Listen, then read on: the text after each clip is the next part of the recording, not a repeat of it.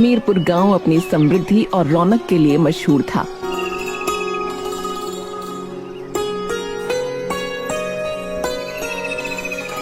गलियां साफ, चौपालें गूंजती।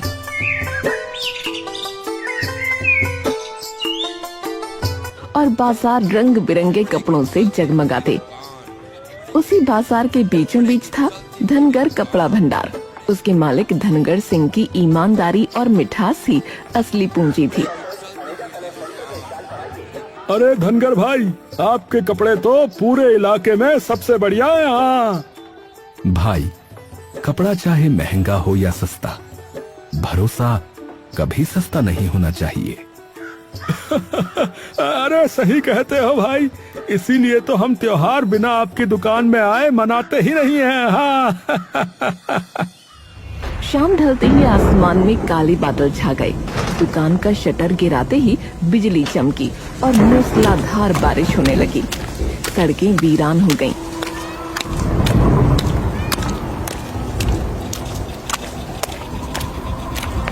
तभी धनगर की नजर एक पीपल के पेड़ के नीचे खड़े लड़के पर पड़ी। वो लड़का भीगा हुआ था, कपड़े शरीर से चिपके थे, होंठ कांप रहे थे और आंखों में बेसहारा दर्द था। अरे बेटा, ऐसे क्यों खड़े हो? भीग जाओगे तो बुखार चढ़ जाएगा। बाबूजी, मेरा कोई घर नहीं है, मजदूरी करता हूँ, जहाँ काम मिलता है वहीं रुक जाता हूँ। आज बारिश ने रोक लिया बाबूजी। धनगर की आंखों में बरसों पहले की तस्वीर तैर गई, जब वो अपने पिता संग गांव-गांव कपड़े बेचता था। कई बार बारिश में भीगते ठिठुरते उन्हें किसी मंदिर की चौखट में शरण लेनी पड़ती थी। वही दर्द मटरू की आंखों में झलक रहा था। चलो बेटा, मेरे घर चलो। ठंडी बरसात में खड़े रहोगे तो बीमार पड़ जाओगे। मटरू पहले झिझका, मगर धनगर के चेहरे की सच्चाई देखकर उसके कदम साथ चल पड़े।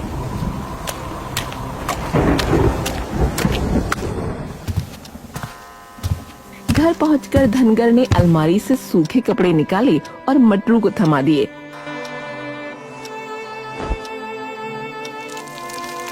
चूल्हे पर गर्म दूध चढ़ाया और उसके सामने रखा। मटरू जैसे ही दूध पीने लगा, उसकी आंखों से आंसू बह निकले।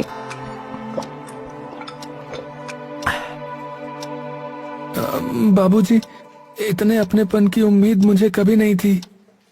बेटा, तू मुझे अपना ही समझ। वैसे तेरा नाम क्या है?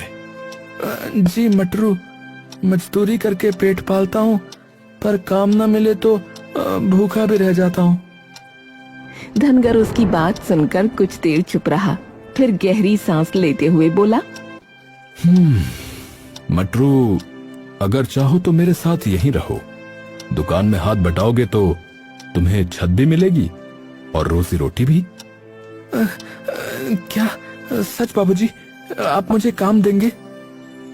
हाँ बेटा, लेकिन याद रखना, मैं सिर्फ कपड़े नहीं बेचता, मैं लोगों को खुशियां भी बेचता हूँ। झूठ, चोरी या बेईमानी मुझे मंजूर नहीं। बाबूजी, मैं पूरी ईमानदारी से काम करूंगा, आपको कभी शिकायत का मौका नहीं दूंगा।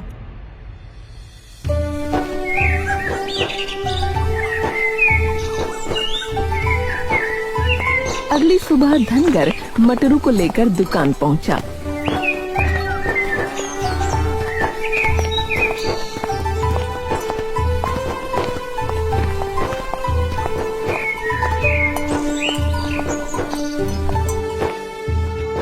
देख बेटा, कपड़े ठीक से रखना।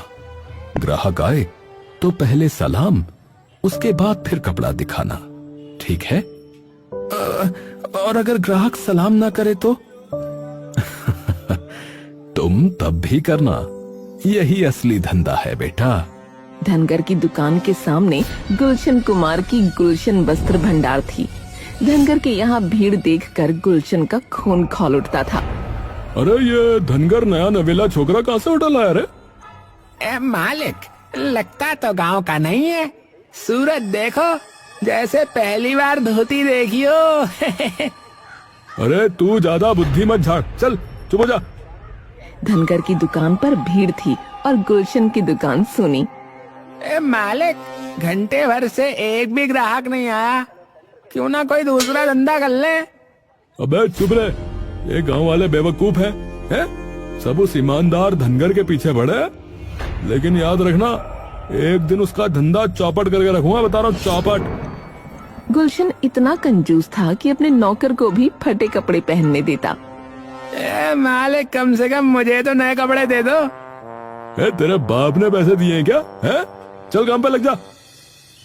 गुलशन की बहन साधना मंत्री किशन कुमार की पत्नी थी, दरबार में इज्जतदार मंत्री, मगर घर आते ही ताने सुनता।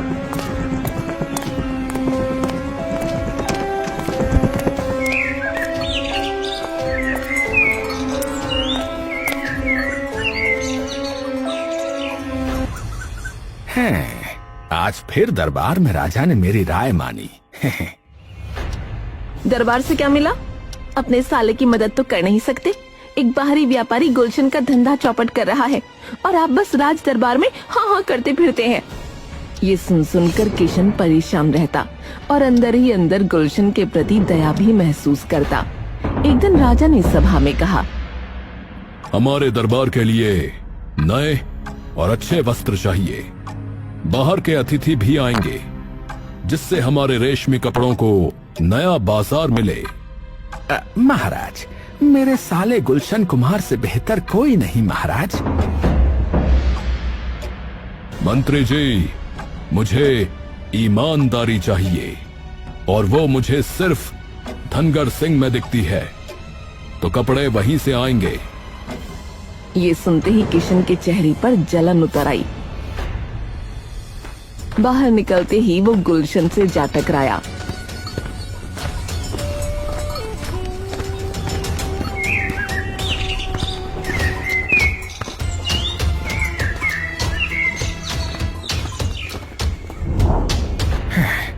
राजा ने तुम्हारे साथ अन्याय किया है, लेकिन चिंता मत करो, हम मिलकर धनगर को सबक सिखाएंगे। हाँ, यही तो मैं चाहता था। अब देखना खेल। गांव की गलियों में चर्चा थी, राजा ने धनगर को चुना है। लोग खुश थे, पर कुछ के दिलों में जलन थी। अरे भाई, अब तो धनगर का नाम जो है दूर दूर तक जाएगा और क्या। और गुलशन, अरे उसका मुंह तो देखने लायक होगा भैया। धनगर रात दिन काम में लगा रहता। मटरू भी पसीना बहाकर उसका साथ दे रहा था।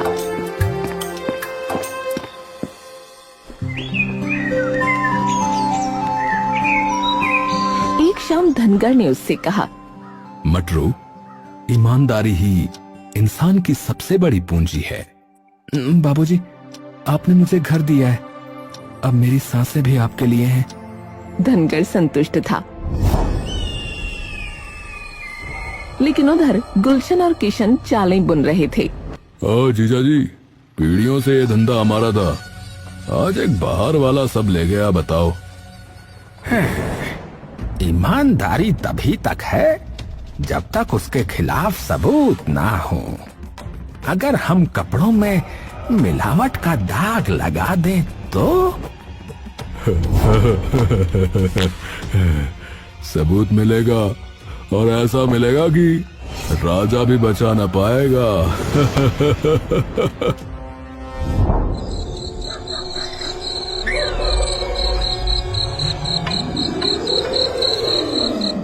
धनगर को कुछ पता न था।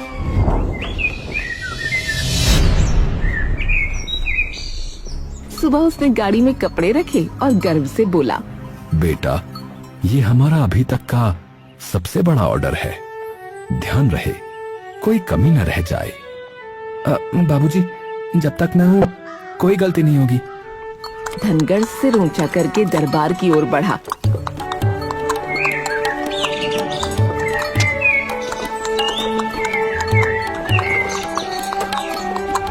पर परछाइयों में उसके खिलाफ साजिश बुनी जा चुकी थी।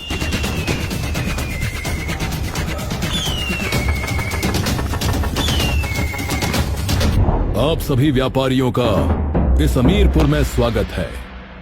हम हमारे यहाँ के रेशम से बने वस्त्रों को आपके सामने रखना चाहते हैं ताकि हम अपने राज्य के रेशम से बने कपड़ों का व्यापार कर सकें।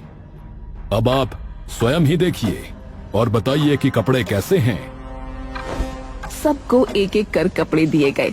सबके सब ने कपड़ों को देखा और उन्हें हाथों से महसूस किया। पहले तो सब कुछ ठीक लगा, लेकिन व्यापारियों में खुसर पुसर शुरू हो गई। ये देख राजा बोला, क्या हुआ? आप सभी इतने चिंतित क्यों दिखाई पड़ते हैं? माफ कीजिएगा महाराज, लेकिन ये कपड़े हमें कुछ ठीक नहीं लग रहे। हाँ हाँ महाराज, आपने तो शुद्ध रेशम के वस्त्रों के बारे में कहा था, परंतु ये तो मिलावटी रेशम है। नहीं नहीं, ऐसा नहीं हो सकता। ये वस्त्र मैंने अपने राज्य के बेहतरीन कपड़ा व्यापारी धनगर सिंह से सिलवाए हैं और उनकी ईमानदारी पर मुझे पूर्ण विश्वास है। क्षमा कीजिएगा महाराज, हम अनेक वर्षों से कपड़ों का व्यापार करते आए हैं, तो शुद्ध रेशम और मिलावटी रेशम का फर्क हम देखते ही तुरंत पता कर लेते हैं महाराज। बाकी क्षमा कीजिएगा। ये सब सुन मंत्री किशन और गुलशन दोनों ही अंदर खुश हो रहे थे, लेकिन धनगर को कुछ समझ नहीं आ रहा था।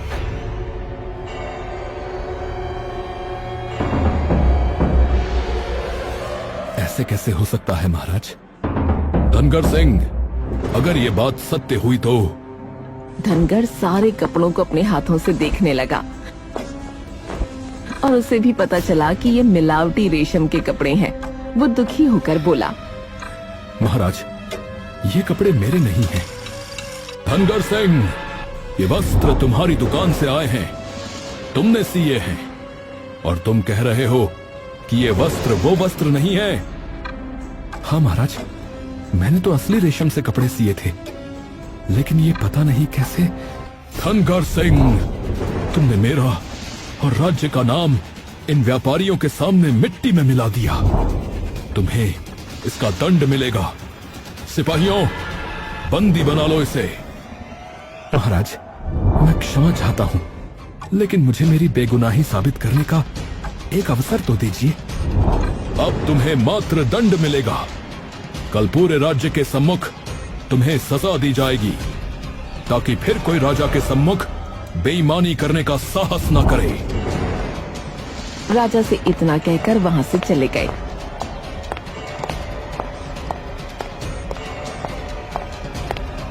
सिपाहियों ने धनगर को बंदी बना लिया और ये किशन और गुलशन अपनी चाल में कामयाब हो चुके थे।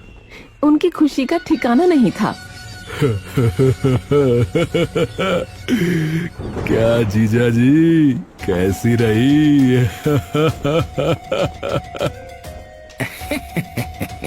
हाँ साले साहब, बहुत खूब, बहुत खूब।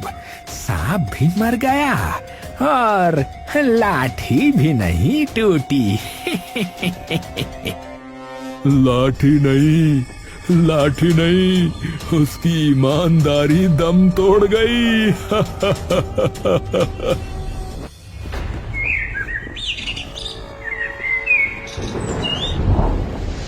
अगले दिन बाजार की चौपाल पर धनगर सिंह दोनों हाथों से बंधा हुआ सबके सामने खड़ा था। उस पर कोड़े बरसाए जा रहे थे। धनगर दर्द के मारे चिल्ला रहा था। लोग अफसोस भरी नजरों से देख रहे थे, मगर चुप थे। दूर गुलशन की आंखों में जीत की चमक थी, पर धनगर के चेहरे पर न डर था न गुस्सा, सिर्फ विश्वास था। धनगर ने जोर से आवाज लगाई, महाराज, मुझे अपनी बेगुनाही साबित करने का एक मौका दीजिए। आप न्याय के देवता हैं, कृपया मेरी बात सुने बिना मुझे दोषी न ठहराएं। धनगर सिंह, तुमने जो कार्य किया है वो क्षमा के लायक नहीं है। आज पूरा राज्य देखेगा कि बेईमानी का अंजाम क्या होता है। तभी एक सिपाही राजा के पास आया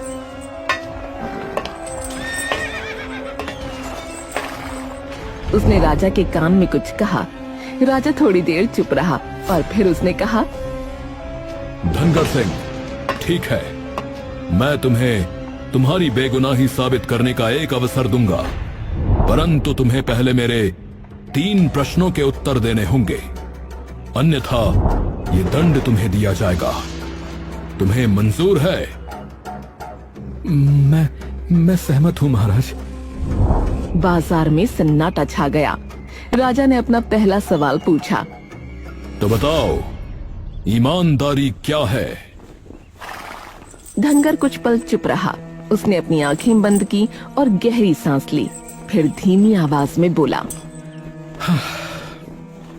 महाराज, इस प्रश्न का उत्तर देने के लिए मुझे 1 दिन चाहिए। तब तक आप मुझे कृपया जीवित रखिए। राजा ने गुस्से से उसकी ओर देखा, लेकिन फिर धीरे से सिर हिला दिया। ठीक है, तुम्हें 1 दिन का समय दिया जाता है, परंतु तुम इसी तरह से बंधे रहोगे। पहला सवाल, ईमानदारी क्या है? धनगर ने सिपाही से एक छोटा सा बीज, थोड़ी सी मिट्टी और पानी मंगवाया। लोग हैरान थे कि बीज बाजार में बंधा व्यापारी बीज मांग रहा है। धनगर ने मिट्टी का एक छोटा सा मोंड बनाया, उसमें बीज डाला और पानी छिड़क दिया।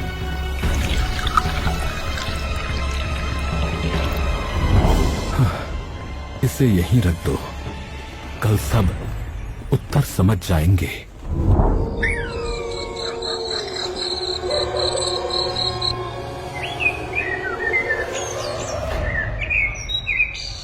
सुबह हुई, बाजार में फिर भीड़ इकट्ठी हो गई। राजा भी आया। हर कोई उत्सुक था, अब धनगर क्या करेगा? बीज से छोटा सा अंकुर झांक रहा था। महाराज, आपने पूछा था ना कि ईमानदारी क्या है? यही इस प्रश्न का उत्तर है महाराज। क्या मतलब? महाराज, ये बीज हमारी आत्मा की तरह है। बाहर से ये छोटा और बेमतलब लगता है, परंतु इसके भीतर जीवन छुपा होता है। ईमानदारी भी वैसी ही है। ये दिखाई नहीं देती, पर जब सही वक्त और सही माहौल मिलता है तो ये अंकुर की तरह बाहर निकल आती है और वट वृक्ष बनकर पूरे जीवन को छाया देती है।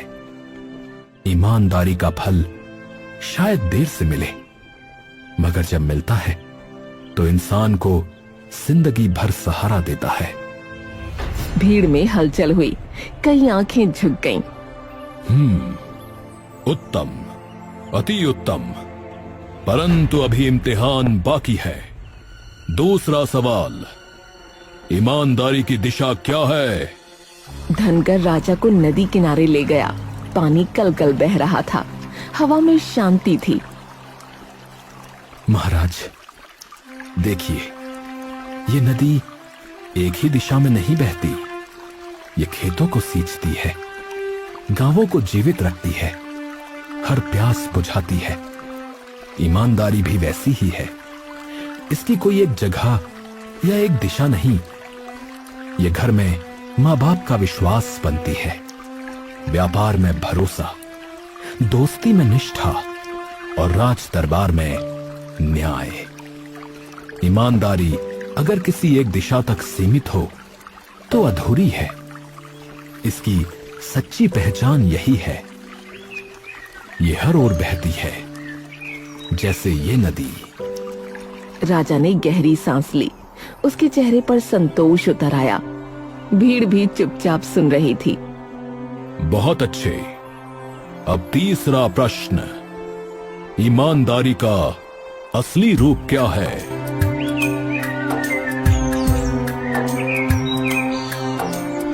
धनगर ने सबको खुले मैदान में विशाल पीपल के पेड़ के नीचे ले जाकर कहा, महाराज, जैसे धूप में थका इंसान पेड़ की छांव पाकर सुकून पाता है, वैसे ही ईमानदारी इंसान को राहत देती है। निर्धन हो या धनी, ईमानदार को सदैव इज्जत मिलती है। मुसीबत के समय यही ईमानदारी ढाल बनकर बचाती है। भीड़ की आंखें नम हो गईं। एक सन्नाटा सा छा गया। राजा ने उठकर ऊंची आवाज में कहा, धनगर सिंह, तुमने मेरे तीनों प्रश्नों का ऐसा उत्तर दिया है जो न सिर्फ मेरे दिल को बल्कि इस पूरे राज्य की आत्मा को छू गया है। तुम सचमुच ईमानदारी के प्रतीक हो और मुझे पूरा विश्वास है कि तुम निर्दोष हो। परंतु क्या सिर्फ अच्छे उत्तर देने से कोई बेगुनाह हो जाता है? भीड़ में बातें शुरू हो गईं। सबकी निगाहें एक दूसरे पर घूम रही थीं। तभी किशन आगे बढ़ा।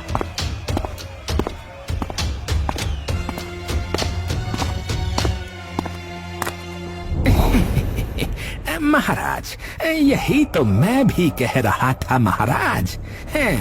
ये सब चाल है महाराज। ये व्यापारी अत्यंत चतुर किस्म का है। असली गुनाहगार तो यही है महाराज। धनगर ने गहरी सांस ली लेकिन कुछ बोला नहीं। उसकी आंखें राजा पर टिकी रहीं। तभी राजा ने इशारा किया। 2 सिपाही एक कांपते हुए नौजवान को घसीट कर लाए।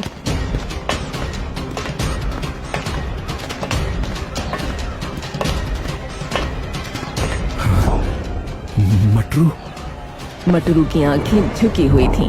बदन कांप रहा था। भीड़ चुप हो गई। सत्य बोलो मटरू, ये गुनाह किसका है? महाराज गुनाह मेरा है महाराज। मुझे गुलशन और किशन ने लालच दिया। उन्होंने कहा कि अगर मैं बाबूजी यानी धनगर को फंसा दूं तो मुझे बहुत धन मिलेगा। मैंने लालच में आके धोखा किया। गांव की चौपाल पर जब मटरू से जवाब मांगा गया तभी उसकी आंखों के सामने वो रात घूम गई।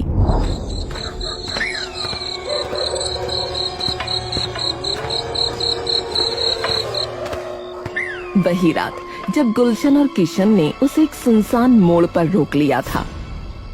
ओए मटरू, ओए जरा ठहर, तुझसे काम है, रुक। क्या बात है गुलशन भैया, इतनी रात गए? हाय, कितना भोला चेहरा है। अब तुझे इसी भोले चेहरे का प्रयोग हमारे लिए करना है। जी, क्या मतलब? मतलब ये कि धनगर जो कपड़े राजा के लिए बना रहा है ना, उसकी जगह तुझे ये कपड़े हमारे कपड़े रखने हैं, समझा? मटरू ने सब सुनकर कपड़े बदलने से साफ इनकार कर दिया। उसकी आंखों में साफ था कि वो किसी की धौंस में आने वाला नहीं।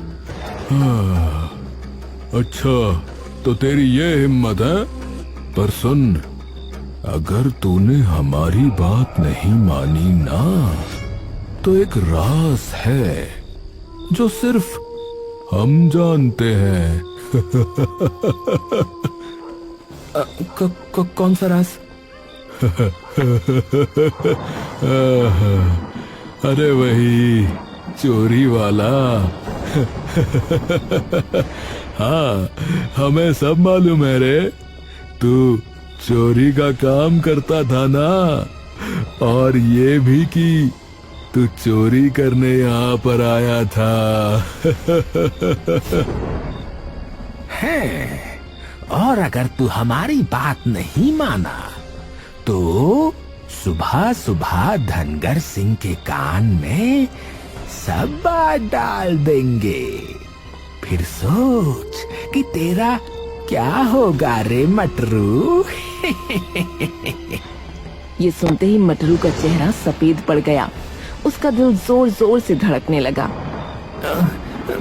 भैया ये बात अगर मालिक को पता चली तो मेरी रोजी रोटी ही चली जाएगी। हाँ, सही कहा तूने। तो कर लेना जैसा हम कहते हैं, हम मदद करेंगे तेरी, और तेरा राज ही रहेगा। अरे चल मान भी जा। है, कपड़े बदलना तेरे ही भले में है, समझा? वरना तेरा अतीत तुझे बर्बाद कर देगा। है, मजबूरी में मटरू झुक गया। उसकी आंखों में आंसू थे, लेकिन उसने सिर हिलाकर हामी भर दी। उसी रात से वो गुलशन और किशन के जाल में फंस गया और उसने गाड़ी में अच्छे वाले कपड़े की जगह गुलशन और किशन के दिए हुए मिलावटी रेशम के कपड़े रख दिए। भीड़ से हूटिंग और शोर उठने लगा। अरे शर्म करो भैया, धिक्कार है भाई, तू तो धिक्कार है। धनकर का दिल जैसे टूट गया, उसकी आंखों में आंसू आ गए। बेटा तूने मेरे साथ नहीं खुद के साथ धोखा किया है। ईमानदारी एक बार छूट जाए तो आदमी कभी चैन से नहीं जी सकता। मटरू जमीन पर गिर पड़ा, आंसू रोकना मुश्किल हो गया। बाबूजी, बाबूजी मुझे माफ कर दीजिए बाबूजी, बाबूजी, बाबूजी मैंने बहुत बड़ी भूल की है बाबूजी, बाबूजी अब मैं कभी गलत राह नहीं चुनूंगा बाबूजी, बाबूजी मुझे माफ कर दीजिए बाबूजी। धनगर की आंखें नम थीं, पर स्वर कोमल था। इंसान से गलती हो सकती है, मगर सच्चा पछतावा ही उसे इंसान भी बनाता है। जा, मैं तुझे माफ करता हूँ। राजा ये दृश्य देखकर गंभीर हो गया। उसने भीड़ की ओर हाथ उठाकर कहा, असली दोषी ये दोनों व्यापारी किशन और गुलशन हैं। इन्होंने ही इस मासूम को भटकाया। इनके सारे व्यापार जब्त किए जाएं और इन्हें कारागार भेजा जाए। सिपाहियों ने किशन और गुलशन को पकड़ लिया। दोनों के चेहरे पीले पड़ चुके थे। महाराज, महाराज, महाराज ये अन्याय है, महाराज, महाराज ये अन्याय है। हमें छोड़ दीजिए महाराज, हमने कुछ नहीं किया महाराज, महाराज माफी, महाराज, महाराज क्षमा कर दीजिए महाराज, माफी। जिसने गांव की ईमानदारी को बेचने का प्रयास किया उसके लिए कोई क्षमा नहीं। भीड़ जोरदार नारों से गूंज उठी। ये सही न्याय हो महाराज, महाराज की जय हो, महाराज की जय हो। राजा ने धनगर की ओर देखा, चेहरे पर संतोष था। धनगर सिंह, तुम सचमुच ईमानदारी के प्रतीक हो। आज से अमीरपुर तुम्हें अपना सबसे सच्चा व्यापारी मानता है। धनगर ने सिर झुका लिया। उसकी आंखों से आंसू ढलक पड़े, लेकिन दिल में एक सुकून था।